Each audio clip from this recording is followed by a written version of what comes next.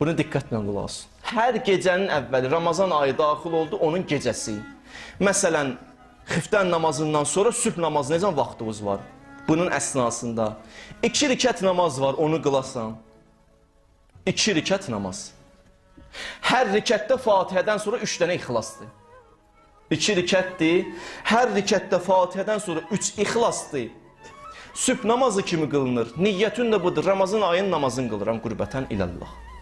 30 gün bu namazı qıl, gecə vaxtı. Allah özü deyir, hər qıldığı rükətə görə Allah 100.000 mələk yaradır.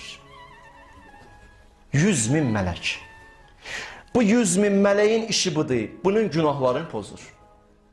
Bu bir işidir. İkinci işi budur. Bunun əməl dəftərinə savablar yazır.